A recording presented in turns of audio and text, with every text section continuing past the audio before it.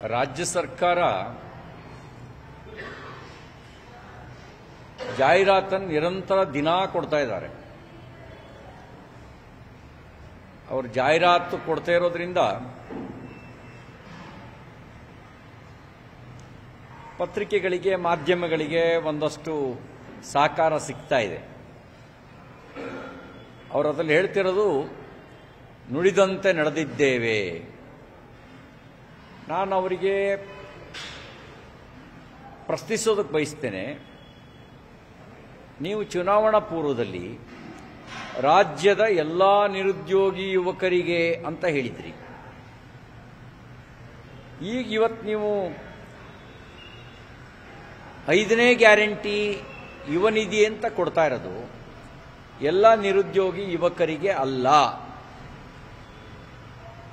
2022-23ನೇ ಸಾಲಿನಲ್ಲಿ ನಿರುದ್ಯೋಗಿಯಾಗಿ ಇರುವಂಥವರಿಗೆ ಮಾತ್ರ ಅಂತ ಮಾಡಿದ್ದೀರಿ.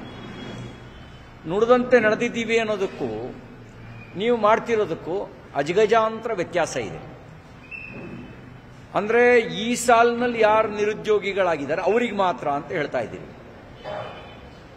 ಎಲ್ರಿಗೂ ಅಂತ ಹೇಳಿದಂತ ನಿಮ್ಮ ಮಾತು ಎಲ್ಲೋಯ್ತು? 5 ಗ್ಯಾರಂಟಿಗಳನ್ನು ಈಡೇರಿಸಿದ್ದೇವೆ ಅಂತ ಹೇಳಿದಿರಿ. ನಾನು ನೆನಪು ಮಾಡಲ್ಲ, 6ನೇ ಗ್ಯಾರಂಟಿ ಹೇಳದೆ ಈಡೇರಿಸಿರೋದು. ಬೆಲೆ ಏರಿಸ್ತೀನಿ ಅಂತ ಹೇಳಿರಲಿಲ್ಲ ನೀವು.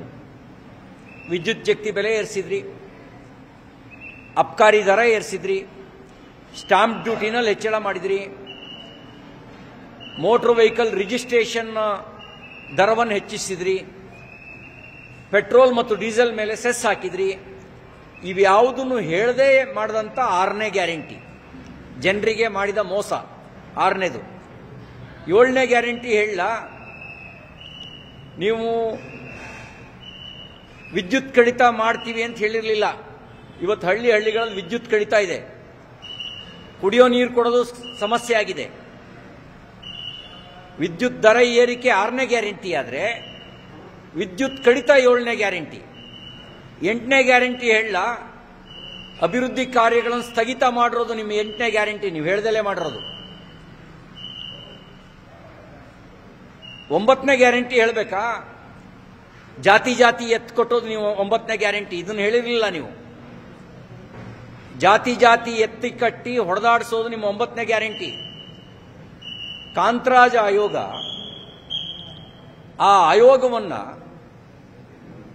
ಸಾಮಾಜಿಕವಾಗಿ, ಆರ್ಥಿಕವಾಗಿ, ಶೈಕ್ಷಣಿಕವಾಗಿ ದುರ್ಬಲರಾದವರಿಗೆ ನ್ಯಾಯ ಕೊಡೋದಕ್ಕೆ ಬಳಕೆ ಮಾಡ್ತಿಲ್ಲ ನೀವು. ನೀವು ಅದನ್ನು ಬಳಕೆ ಮಾಡ್ತಿರೋದು ಜಾತಿಯನ್ನು ಎತ್ಕಟ್ಟೋದಕ್ಕೆ ಬಳಕೆ ಮಾಡ್ಕೊಂಡಿದ್ದೀರಿ. ನಿಮ್ಮದೇ ಸಂಪುಟದ ಸಚಿವರು ಒಬ್ಬೊಬ್ಬರು ಒಂದೊಂದು ಜಾತಿ ನೇತೃತ್ವ ವಹಿಸಿ ಹೊಡೆದಾಡುವ ನೇತೃತ್ವವನ್ನು ವಹಿಸಿದ್ದಾರೆ.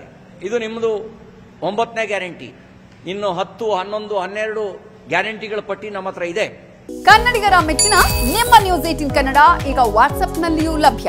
ಕರ್ನಾಟಕ ಮತ್ತು ದೇಶ ವಿದೇಶದ 360 ಡಿಗ್ರಿ ಸುದ್ದಿ ವಿವರವನ್ನ ನೀವು ನಿಮ್ಮ ಕೈ ಬೆರಳುಗಳಲ್ಲಿಯೇ ಪಡೆಯೋದಿಕ್ಕೆ ಈ QR ಕೋಡ್ ಅನ್ನ ಸ್ಕ್ಯಾನ್ ಮಾಡಿ.